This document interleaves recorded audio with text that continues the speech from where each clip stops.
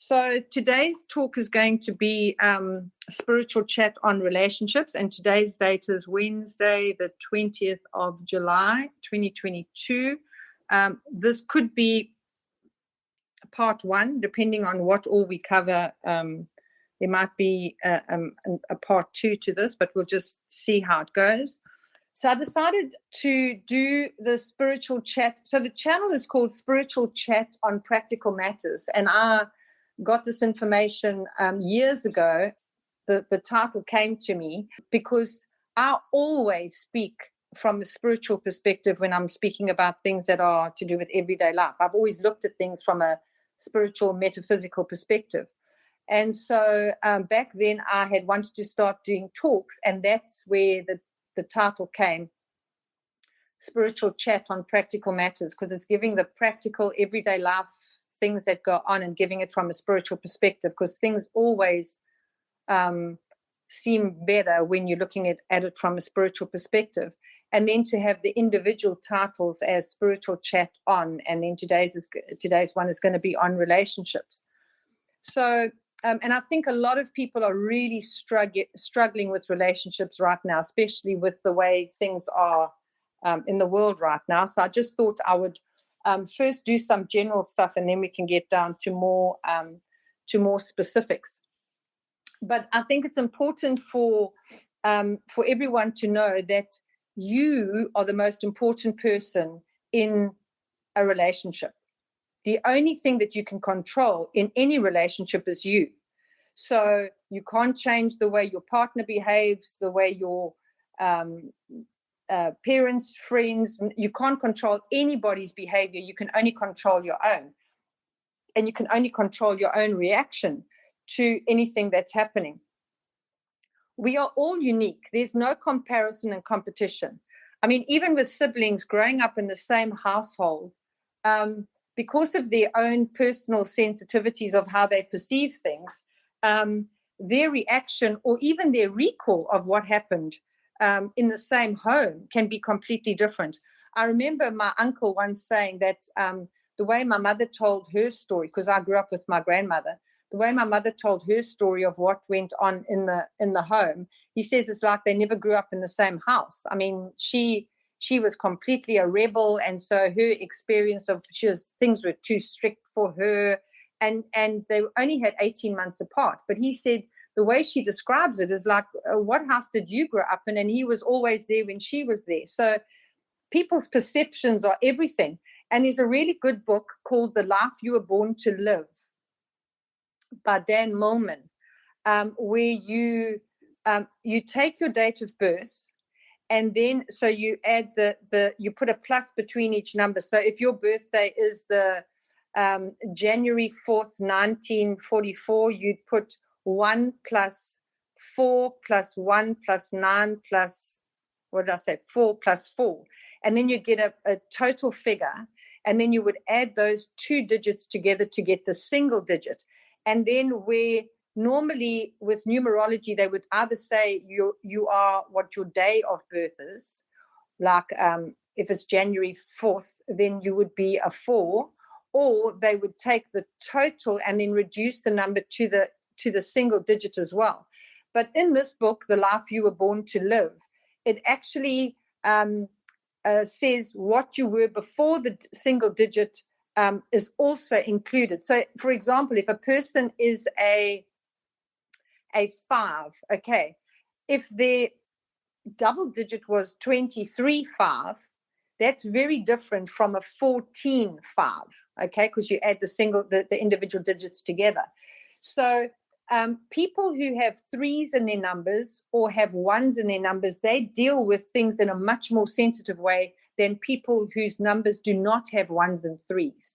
So someone growing up in a household and their numbers were 33, which 3 is about sensitivity and expression, and someone else who was a 22-4, the person who's a 22-4 would not understand why a person was so sensitive, why the other person is so sensitive. There's nothing in their wiring that gives them that ability to understand the sensitivity, because they're just not wired in the same way. And so it's good to understand what your numbers are, and also to work out the numbers of your parents, your siblings, any people that were close in your environment, to understand where they were coming from and why they didn't understand you if you were the sensitive one, So people's perception about what experience they had can be completely different. Okay. And we all have this great gift to bring to the world, to this life. And that gift is you. And there's no one that is the same as you. We are like a thumbprint or a snowflake. We are completely and absolutely unique. Somebody, I don't know if I read it somewhere or somebody said something, I seem to think it was this morning, my time this morning, where they said, when God made you, he threw away the blueprint. In other words, there is nobody else that's exactly like you. And that's not meant in a bad way. The pattern, he broke the mold. Once God made you, he broke the mold. And I think that's pretty awesome in the fact for us to understand exactly who we are and what we're about is completely unique. And I don't care if you're a street sweeper or if you are the president of a country.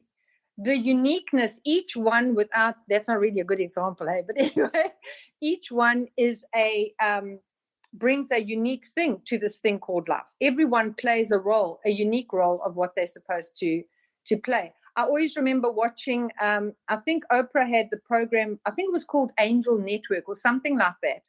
And one of the rappers who was hugely, it could have been P. Daddy, who was hugely successful today, was saying how this woman who was had the aftercare in the hood wherever he grew up,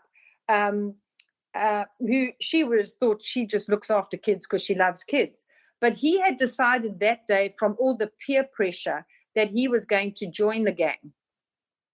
And that woman said to him that day, just remember, you can be whoever you dream yourself to be. Never feel under pressure for any pressure anybody puts you under.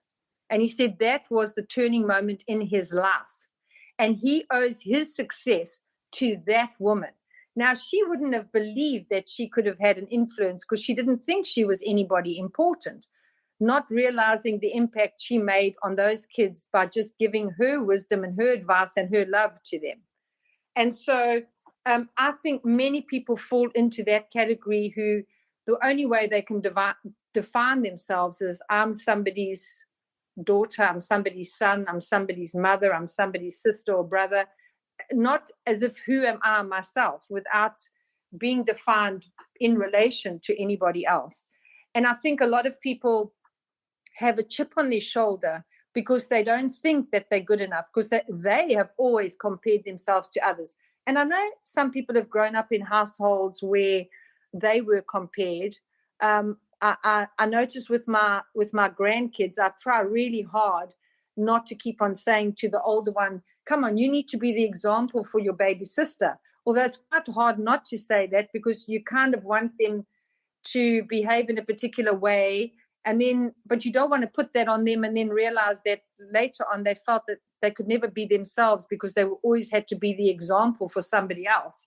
So it's easy to fall into a role like that where you are putting your child under pressure because you think they'll strive for more, like a younger child. They'll strive for more if they could just be like their older sibling, not realizing how much pressure you put instead of encouraging them to just be the best that they can be. And if their older sibling is a doctor and they decide to be an artist, that's okay, as long as they're always striving to be the best that they can be. But we know from our own experience that that's not how it has been. But I think it's time that I don't care what age you are now, I really do believe that you need to find out what your passion is and what you think you brought to this wonderful buffet called life. So I think it's important even now to just decide to be yourself, no matter what others think of you. Never compromise yourself, no matter what, because you are so much more than you realize, so much more. I see in a lot of these, a lot of the channels, people do things because they feel they have to, or they don't want to upset somebody else. And it's like, how are you feeling about that? Because you're letting yourself down if you're doing things just to make other people be okay. Now, that doesn't mean that if somebody upsets you, that or triggers you, that you can just tell them where to get off. See, I'm being very good because we're recording here. Where you can't just be rude to them. I'm not saying that's how you must behave. When I'm saying be true to yourself, when you're not okay with something, recognize that you're not okay with something. Don't just go along with something if it doesn't feel right for you, because you are left with you. And being bitter and twisted about something where you felt you weren't happy about something, acknowledge it. Don't suck it up, because sucking it up, and that doesn't mean reacting and just verbally screaming and shouting at somebody. I'm meaning recognize when something doesn't feel right, and then analyze why doesn't it feel right to you. So I know some people can get triggered sometimes when people say certain things, but why are you being triggered? So don't retaliate, but process, why am I being triggered? Okay, because very often it's some experience that you've had in the past that's making you reactive to that.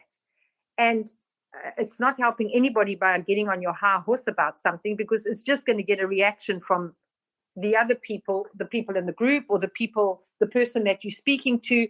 You want to know what is your true essence. You want to react from that space, not the reactive space according to the way you've been molded to the world. So when I'm saying don't compromise yourself, be yourself, I'm talking about your true self, your God essence, how you really want to behave. Because how many people really know you for who you are? If I'm pissed off, people know that I'm pissed off. I can't pretend that I'm okay when I'm not okay. I don't know at which point I don't know when I decided I'm just going to be me. I don't know if I've always been like that. I imagine at some point growing up, I was careful, making sure you fit in or whatever. So I don't think I've always been who I am. But if somebody met me face to face, or somebody heard me speaking on Telegram, or whether I'm having a private conversation or whatever, I'm always the same.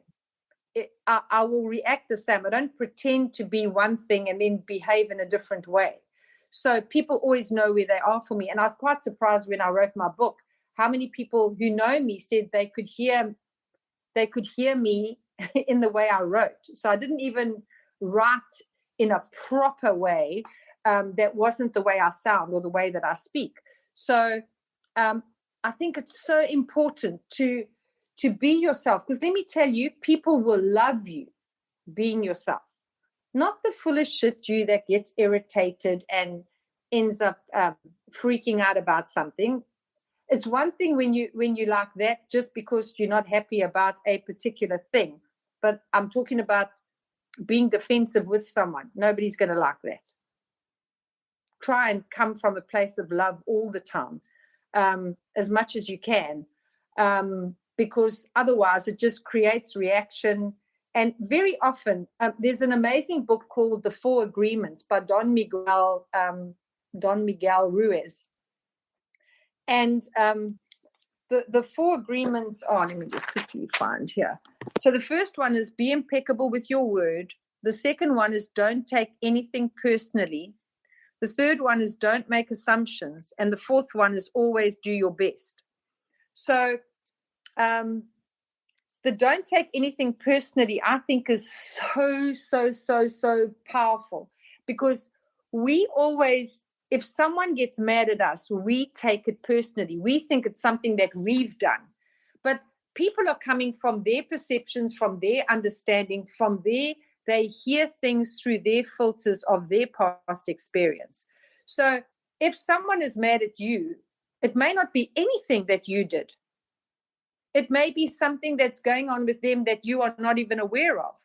So to take it personally as if you are the one that's the cause of that is just silly. Even if you were the trigger, the point is you're not the bad person that has done something to create that reaction in them, unless you've deliberately done that. Then, and you'll know that. You'll know if you've done something specifically.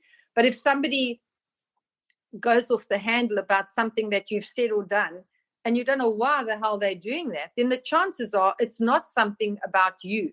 It's actually to do with them. And also there's the one about don't make assumptions. Very often when somebody says something, we make an assumption about what they meant, when in actual fact we could have misread it completely, because again, we have received what they've said through our understanding, our life experience, and our filters. And sometimes that can make life really, really, really difficult. I don't want to digress too much. I want to try and keep on the focus. So the most disempowering thing that you can do to yourself is to behave in a way that you feel others expect you to, or seeking their approval. That always comes from a place of not feeling good enough or not feeling worthy. Now, I just want to say you were born worthy. The greatest lie ever told to us is that we were born in sin. Because then I want to ask, so why did Jesus die? If he's supposed to have died for our sins, then why are we still born in sin? So before we even arrive and discover who we are as a child, as we're growing up, we've already got this imprint that's being told to us that we were born in sin. I think that's a load of BS. So I think everybody's good enough. Everybody's worthy of anything they can dream of. Whatever it is you want, whatever it is you want to achieve, and you can dream it. And let me tell you, one person will dream about driving a Mercedes, whereas someone else may be dreaming of driving a VW Beetle. So everybody won't want the same thing. And I also believe that you would never think of something that you would want if it wasn't already in your programming before you came, that was meant to be part of your experience. It's like people who are bitter and twisted about people who are wealthy. The reason why they're bitter and twisted is because they are meant to be wealthy also. But they're so busy paying attention to the fact of those people shouldn't get it and that they don't deserve it, that they actually keep themselves away from what it is they should be manifesting. Just want to say that. So if you're a person who's always getting defensive, ask yourself why. What makes me get into the defensive mode? What makes me get into that self-preservation mode? Because it always comes from a space of being disempowered. Nobody would ever get defensive or jump on their high horse unless they'd been triggered in some way. And so you want to work out, why do you get like that? What triggers you? Because you can normally find out what it is. It's normally relating to a particular subject, or it's a way it makes you feel when that person says something like that. And yet they're not aiming it at you. It can be someone speaking in a group, and yet you get triggered. So they're not even saying it at you, but you are getting defensive about it. Because the more you know how you are wired and how you are behaving, the easier it will be for you to work out and not respond in that way. Hopefully I'm making sense, and seeing nobody can tell me I'm not. You'll be able to tell me when I open the mics. So the way you behave and the way you act and respond in a relationship in life, and in life, is directly related to past experience, what your beliefs are, and your subconscious patterns and programming. For example, if you've been cheated on before or betrayed, and in a new relationship, you will expect that to happen. I've had clients come to me who are desperate regarding a relationship that they're in now. They've got the perfect partner that treats them like a dream, but they just can't help. They can't allow themselves to get fully invested in the relationship because they're so fearful that something's going to go wrong, or that they're going to betray them or cheat on them or whatever. but they know they've got the perfect partner and they don't know what to do. And it's because of old experiences that have come up, and our subconscious mind is wired for our survival. So if at any point it feels you're under threat, it will bring up stuff to stop you from getting involved so that you don't get hurt again. The subconscious mind, the programming is your survival, and it literally means death or life. So as much as it's not going to be a death, it sees it as death, because anything that is outside of what it's programming can only mean that it must be death. So you're either going to live or you're going to die. And that feeling of being devastated or heartbroken feels like death. And so the subconscious mind will try and protect you from that. And so very often our relationships are screwed up because of the subconscious mind interfering and trying to stop you from going down the same road where you could be hurt again. In the meantime, it's not even the same person. It's not even the same type of person. And so sometimes we can create a scenario where a person does walk away purely because we kept on expecting them, and where focus goes, energy flows. I know of a situation with someone who had been betrayed before, badly betrayed, and ended up with this new partner who was amazing, totally dedicated, but she was so paranoid over and over and over and over that this person ended up cheating on her. He had been cheated on by his ex-wife, and he would never in a million years have done it, and then he couldn't answer the question why it had happened. He felt like, well, I'm being accused of it all the time. What the hell? I may as well do something, which is not the right attitude. But the point is that I could see clearly how that whole scenario ended up developing because of her fear was so deep regarding that she manifested it, and he even behaved out of character. So that kind of thing can also happen. And it's important to be aware that you're not creating a scenario where the person just thinks, what is the point? I may as well walk away. Not everybody's going to go down the road that I had a long lecture with him. I gave him a long lecture about that. They're still together today. But the point is that sometimes we can create a negative situation because of our expectation. We are all energy. We are powerful, powerful creators. And we are creating all of the time, whether we are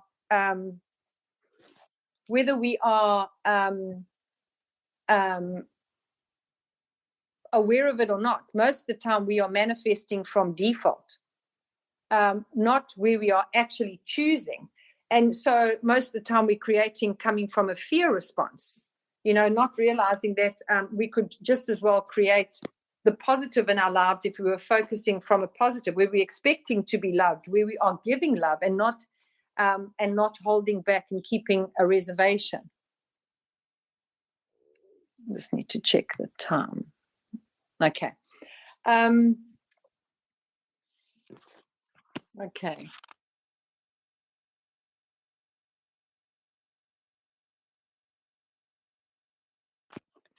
So a lot of people are under a lot of strain right now regarding estrangement from family members, friends, their partners, regarding the whole vax story and all that's happening in the world, and trying to let people know what we have found out on Telegram and with all the stuff, the digs that we've done. And in the beginning, it was to try and help them so that they are not shocked when all this information comes out. But I mean, it's got to a point where some people are feeling so estranged from their family members, it feels like it's never going to be able to heal. And so I feel that it's really important to focus on the love. I think if they haven't found out information by now, and with all the stuff we've tried to tell them, we may as well stop making the effort to do that, because all we're doing, instead of them believing what we're saying or listening to us, they are actually just removing themselves from us. They don't want to hear what we have to say. They don't want to engage with us. They don't want to be with us for entertainment or anything, because they are feeling we have separated ourselves from them. And when the whole thing comes down and all the truth comes out, they're then going to want to be able to come and ask us things. But if the divide is so huge, they're not going to want to approach us. And so I think what's important is to focus on the love in the relationship. And I've advised a couple of people that I've spoken to, I don't care if it's your in-laws or if it's your partner, brothers, family members, whatever, to say to them, look, you are more important to me than all the stuff that's happening in the world. I don't care about the whole shit show that's happening. I don't care about whether this is true or that's true. You are more important to me than all of that. And so I just want to make sure that we are okay. Because what you are doing is you are setting up the premise that when it does all go down, they will come and speak to you. Whereas if the divide is so huge, you're not going to be able to repair that gap. And so I just think it's really important to focus on the love, because that is more important than anything else right now.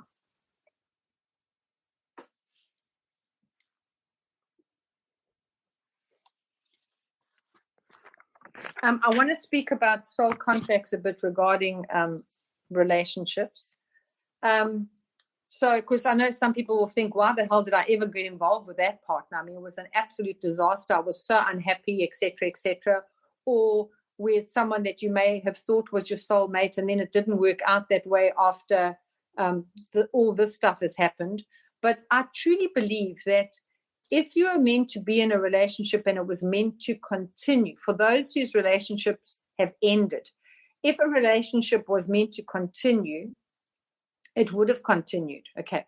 If the relationship has ended, it doesn't necessarily mean it's over for good. Sometimes some relationships, they need to be broken down in order to form a new foundation. That's not every relationship, but there are some that can come back together after a breakup, where they find that they're able to work things out because both of them realize that they wanted things, but they didn't verbalize it to the person. And why do you suck it up in a relationship? Because your greatest fear is that the relationship can end. So when the relationship ends, then you go for broke. Well, now I'm going to say exactly how I feel about everything. And then if it works out from there, then you know that it was meant to be together. Because I honestly believe that if you are meant to be together, nothing can keep you apart. Nothing. And if you are meant to be apart, nothing could keep you together. I really, really do believe that. So with soul contracts, nobody can be in your space that you didn't have a soul contract with before we came. So you couldn't be in a relationship with someone if both of you hadn't agreed beforehand, before coming to this world, at the soul level, to play this role, whether it's partners, or that extends to everybody in your life, whether it's a boss, a sibling, a friend, and some of them are forever, and some of them were just for a certain period of time in order for whatever lessons were needed to be learned. And it's always beneficial for both people, whether it was a bad experience or a good experience. It was meant to be a good learning from that, even if it was a bad experience. Very often people who have had a really bad traumatic experience, when they look back on it a year down the line, they find that, oh my gosh, that was probably the best thing that happened, as bad as it was, because I took a 90-degree turn in my life at that point, and look where I am today. And if that hadn't happened, I would never have done what I'm doing now, or I would never be where I am right now. And it's always difficult for people who are going through the difficulty at the time to say to them, listen, you're going to be hundreds in a year's time, when they think they're dying at the time that they're going through the experience. So the soul contracts are really, really important to know about, because the children would even be involved. Everybody involved in that unit would have a soul contract with everybody else. So some people feel really bad if their relationship is bad and they really want to get out, and they think they need to stay because of the children. If there was going to be a divorce, because it's really intolerable to stay, the children would already know they were going to grow up with the parents not being together. So for some children, that would be part of their learning process. That would be the catalyst in their life that they would have chosen to learn certain lessons through. To stay in the relationship when it's really a bad relationship and you've got children can also be giving them the message of, oh, no, you stay even if you're desperately unhappy. So is that the lesson that you were meant to give them? Or were you meant to teach them that when it's not working out, you stand up and you walk away because you choose yourself? You choose what's good for you. So, and that's not being selfish. That's definitely not being selfish. And so if some of you are looking back now at your relationships, if you did stay for the kids, you were meant to. If you are now staying for the kids and you're hearing what I'm saying, you've got to look at the fact of, would you walk away if you knew that the kids would have been okay with it anyway? So wherever you're at right now, don't beat yourself up either way. If you are hearing me talking now, maybe you are meant to be looking at, well, is this relationship serving me? Is it serving the children?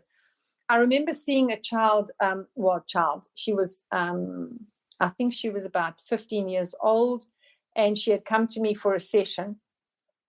And she had been devastated when her parents had got divorced. And I think she was about 10 years old. And she was busy telling me how she's still mad at her parents because they got divorced. So I asked her, so are your parents married to other people? And she said, yes. And I said, so are they happy in their relationships? Yes. So I said, okay, and how were they when they were together? Were they happy? No, they were screaming and shouting and fighting with each other all the time. So I said, so do you think it would have been better for them to have stayed together and be two really unhappy people? Do you think that would have been a happy home? When you go and stay with your dad and when you're staying with your mom, are you happy when you're there? And she doesn't let herself be happy because she's so angry that they're not together. So I said, but if they're both really happy people, then maybe you need to start opening up and feeling what it feels like when you're in their space. So sometimes it's just part of what the learning process is, because they don't look at that. Oh, and there's also the other thing where the children think they did something wrong that made their parents get divorced. What did I do? Why wasn't I good enough for them to stay together? When it's got nothing to do with the children. And I think it's so important for parents to tell their children. Don't tell them all the guts and the gore of what the breakup's about. That's just too much information. But it's important to let them know that we love you, but mom and dad can't stay together anymore because we're fighting too much. But it's not anything that you've done. We love you, and no matter what, we will always love you, because I don't know a single child that I've spoken to who's become the adult who didn't blame themselves when their parents split, where they thought it was something that they did because they were too naughty, too active, too challenging, too rebellious, whatever the case may be. Meantime, they were probably behaving like that because children pick up the energy in the house. They can feel if the couple are not happy. You can do your fighting behind closed doors. Those children can feel that something is not right. So I think it's important to let them know that when there is stuff going on, that it's nothing to do with them, so that they don't take responsibility for that. Okay.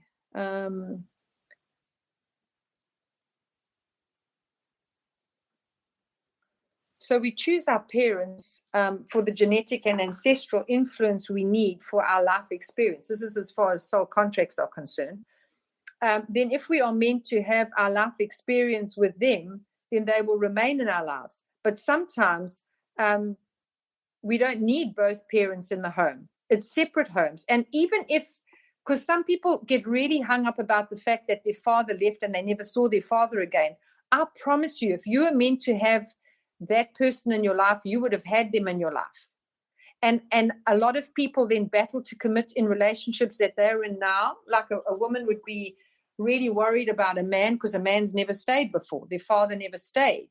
And so they become defensive in a relationship because they expect their partner to go, or vice versa for a man, where they don't trust the woman because they expect the woman to leave because their mother left, and then they never ever had contact with the mother again. But very often there would be a surrogate person there. There would be a mother a woman that plays the role of the mother, that probably was a better mother than maybe your actual mother would have been, because all you needed from that person was the genetics, whether it's mother or father. If they didn't play a role, whether they died when you were young, or whether they left and you never saw them again, they may not have had to play a big role in your life. Otherwise, they would have been around. It's all according to what soul contracts are. And with my son, his dad died when he was 2 years old, and then my now ex-husband, the role that he played. If you see him and my son together, my son is now 36. If you see them together, you would never say they're not blood, because their bond is so strong. And I just thought, well, if there was going to be somebody who was going to be the father, I couldn't have chosen someone better for my son, and my son felt the same way. So to be completely hung up on the fact that his dad hasn't been here all this time, and some people, it colors their whole life, that they can't get past the bitterness of the fact that their real dad wasn't here, when there may have been someone that was playing a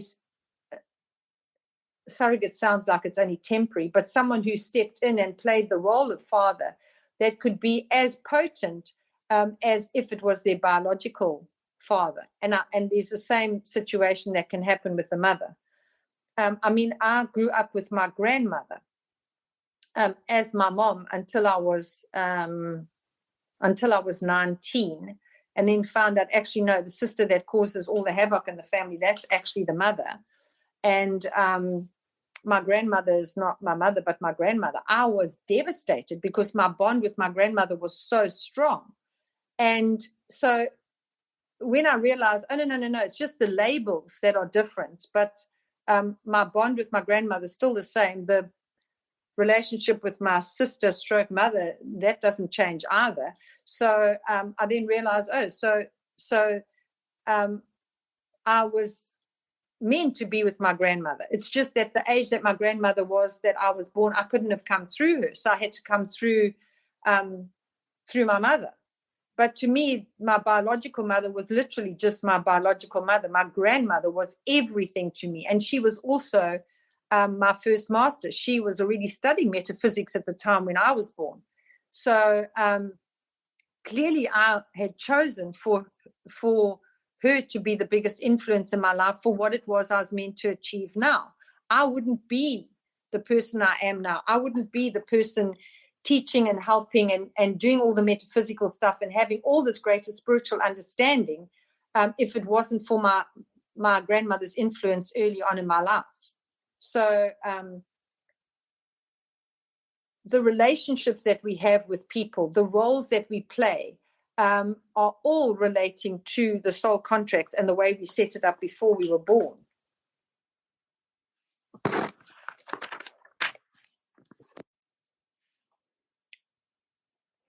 So as far as intimate relationships are concerned, because that's the thing that I want to focus on today. Let me just check the time. Okay. Ask yourself the relationship that you're in, or any previous relationships. You can also question those. But why am I in this relationship? Or why was I in that relationship? Was it for security? Was it out of habit? I know quite a lot of people that, they went out for 5 years. So they thought, we may as well get engaged and we may as well get married. So it wasn't, and even when they got involved, they were all part of the same group. And so everybody had their girlfriends and boyfriends, and they knew each other well. So they decided to go out. It wasn't any fireworks like chemistry and like, oh my gosh, I so want to be involved with that person. You want to establish, how did the relationship actually start? Because sometimes we just plod along in a mediocre relationship, not expecting anything more. And then I think that's what happens sometimes when people get the midlife crisis, where they suddenly think, actually, I want more. But even that would be part of soul contracts. Nothing can happen to you. No experience can happen without you having set it up beforehand. But then you may not need to be still hanging around. I mean, it's actually you getting the urge that you want to experience more in life, And I always say, don't go trying to experience something more while you're with someone else. Make up your mind. I want to be with this partner, or I don't want to be with this partner. To go off having a fling and then finding out, actually, no, the grass is not greener on the other side. How do you think the partner that remains behind is going to feel about that? I just think, because if a person finds out that you're having an affair, know that if they find out, the chances are your relationship is over. So don't go and have the affair before you decide, do I want to be in this relationship or don't I want to be in this relationship? And if you decide, well, I want to be in this relationship, I always think of that song by the song that's do you like pina colada, drinking champagne, something about a walk in the rain. It turns out they were the partners. Each one didn't know that's what they fancied. So how many times do you not even have let your partner know what you really want out of a relationship, but you'd be looking somewhere else?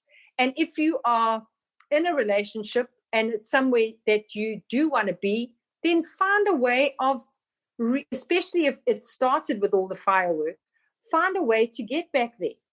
Find a way to reactivate that in your life. I remember seeing a woman after I got divorced. I went for a talk, and she had written a book. But the way she was talking, I was just fascinated by. It was a book on to do with money and stuff. So it wasn't even. It was called Money Alchemy. She's a Cape Townian, a South African woman, but the way she was talking, she was saying that she does one-on-one consultations.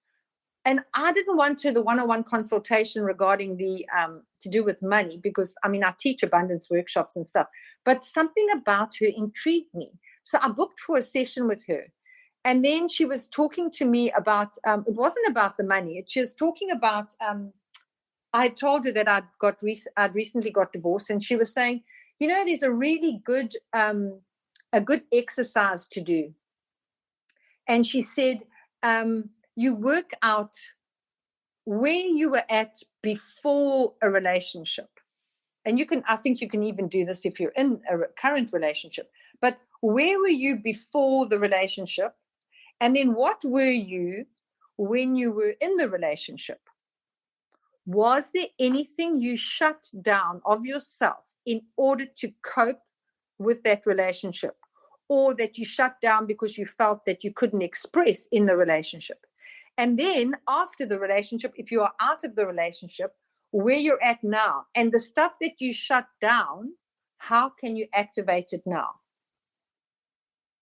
So for some people, let's say I'll be extreme. Let's say they were a very sensual person.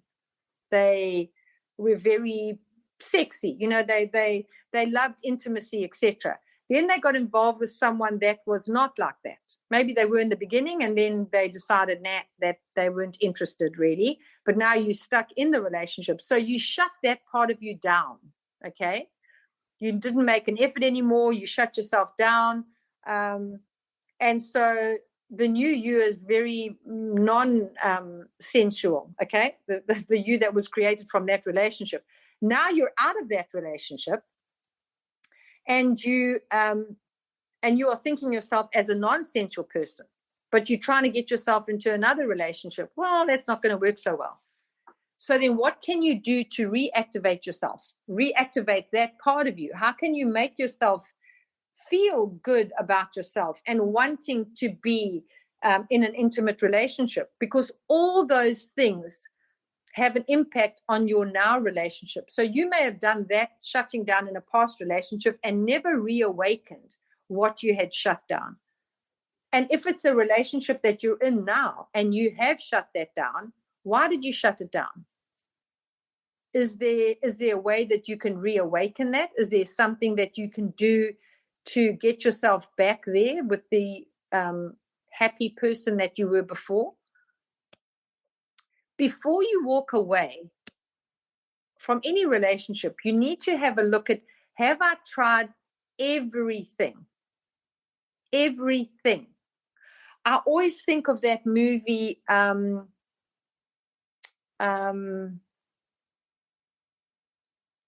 City of Angels, where Nicolas Cage was an angel, and he decides to give up immortality for Meg Ryan, and he's with her for 24 hours and she dies.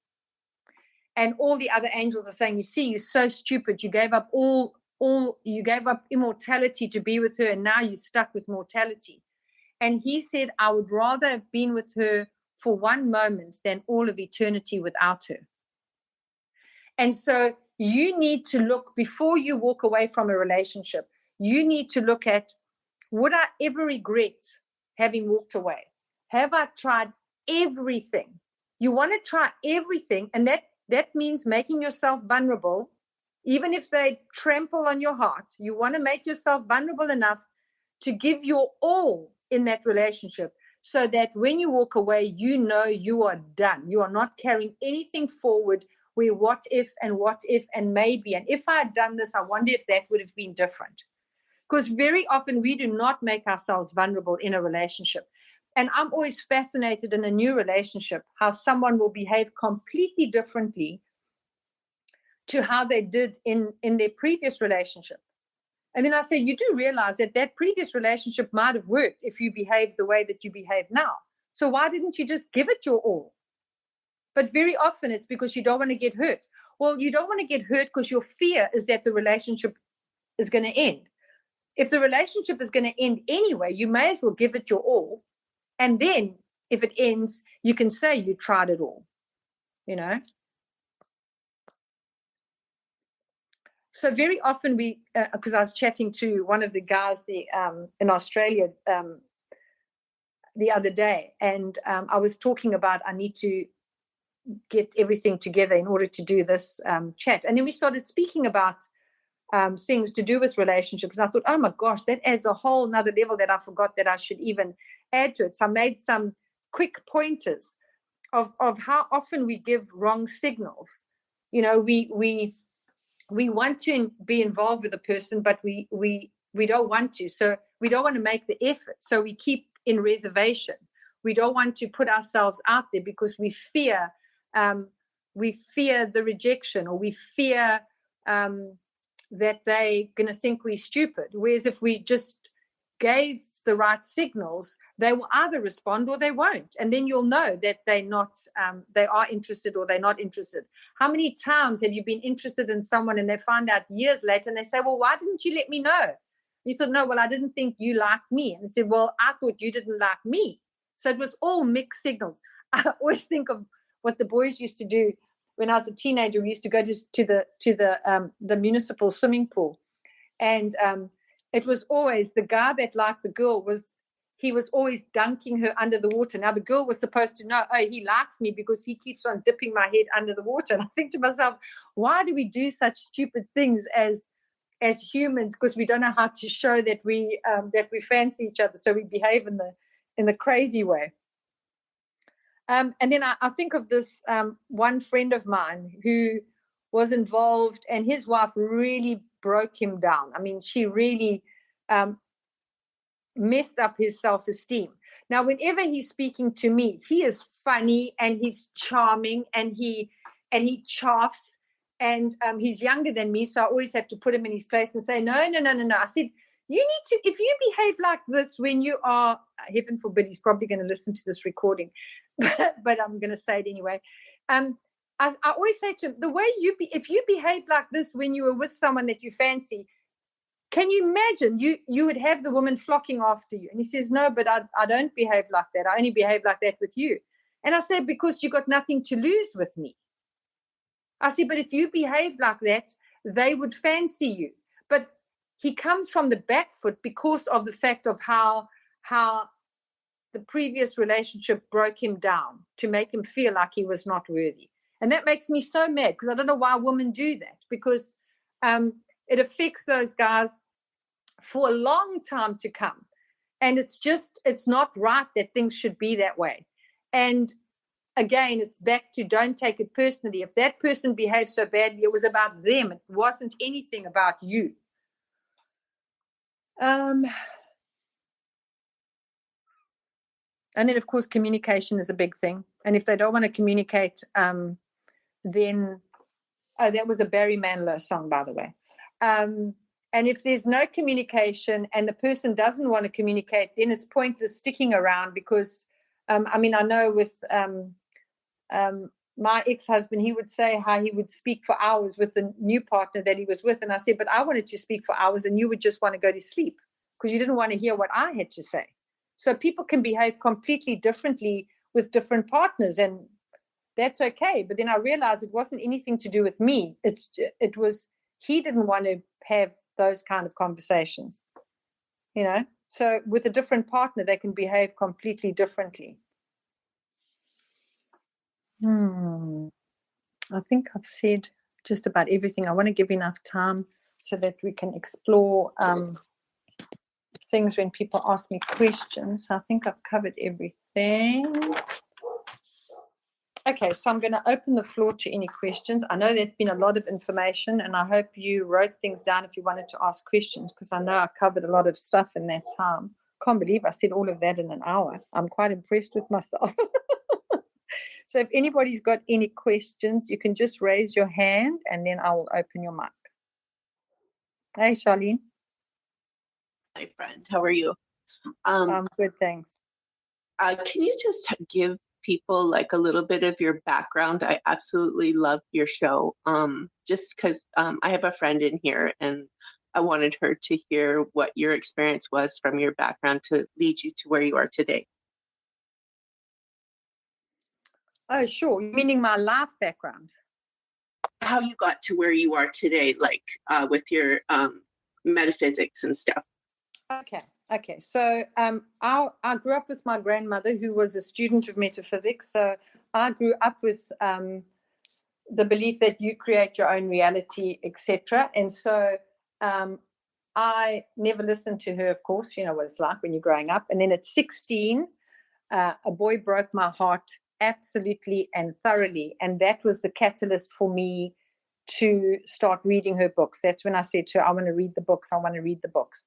And so I had always believed in, because I presume it's because she believed in that way. If I asked her questions, she would explain. So I'd always believed in reincarnation and life after death and about a bigger spiritual awareness. I didn't grow up with church programming at all. She allowed me to go to Sunday school if I wanted to go. And then my first husband died when I was 26, and he was 27. And of course, I believed in all that stuff, but now I wanted proof, because now I actually had lost someone close to me, and I wanted to know, was it for real? And then I got so much confirmation left, right, and center that left me without a doubt. And I mean, many people were saying to me then, you should write a book, you should write a book. And I said, I don't need to write a book. I can remember every story if I need to retell it to anybody. And there are many books written about that kind of thing. And so I always practiced. I mean, I walk the talk. I've always practiced all the metaphysical things. I was always helping people wherever I worked. I always was giving them counseling and telling them how they can manifest things, etc. And then got to, I was always doing courses and stuff to learn more. And I've studied extensively. I mean, I've read metaphysical books where you could only read one paragraph and you had to stop for a week to try and digest the enormity of what that indicated. And so I was always helping people. And then got to 2000, and I then did the energy healing training. And then 2001, I learned the conscious channeling, and then I was able to get all the answers myself. It's a technique for being able to connect with your higher self and your guides, etc. I'm still not psychic in the way of I don't see things and I don't hear things. I don't get things in a psychic way. I get it from a different place, because the technique is connecting with the 12th dimension. So where I'm getting it from is not just where kind of psychics get their information from. I don't seem to get the information in that way. And then in 2002, I decided to open up my own practice, and then started teaching courses, doing consultations, and then 2005 moved down to Cape Town, and 2007 was the first time that I went and started teaching overseas. I was invited, a group of people had come to South Africa and asked me to do a talk, and then learned the channeling while they were here. And then I got three invites back, 2 from Canada and 1 from the States, of the women that were on the course. And so I've traveled extensively since 2007, teaching in Europe and Australia and the States and Canada. I think I've been back to Canada about 7 times. No. Sorry. The Netherlands about 7 times. Canada, I think about 5 times. And the States, I think it's been 3 times I've been back to the States. So, and then with COVID, a lot of the stuff, even when I was not traveling, people would have the consultations online. And then, of course, when COVID happened, everything came to a grinding halt, and everybody was doing, even local people were doing things online, which is great, because people then suddenly realize, oh, the stuff does work. And then when everything happened in 2020, when the shit hit the fan with the whole COVID thing, I knew there's got to be something more. I wasn't doing any talking initially on Telegram, and then I found my mic open the one day, and then somebody said something that I knew I had something to add, and then it became, people kind of got to know what I was speaking about, and then people would ask me questions, and then slowly it ended up where it was in the smaller channels where we would have discussions and stuff. And then I decided, because people would say to me, well, I wish you'd just start your own channel, because we want to hear more of what you got to say. And I said, no, I'm talking all everywhere, so it's fine. And then just got to a point where it felt like, okay, it's now time. I've got stuff that I need to share that I think would help people, because a lot of people are struggling. So that's why this is more structured than some of the other channels, because that's more just kind of chatting, everybody just chatting, whereas I wanted it to be more structured, so I was able to teach for people to learn, and then be able to have the intention is not to try and get people to have consultations with me. The intention is to try and help people in order for them to be able to cope in all the experiences that they're having and the struggles that they're having right now. But if they wanted to book for sessions, then they know that I also do sessions if that's what they're looking for. But that's not the intention behind me sharing the information. Hopefully that was what you were thinking about, Charlene. Yes, thank you so much, Allison. It was a great show. Okay, great. Thanks.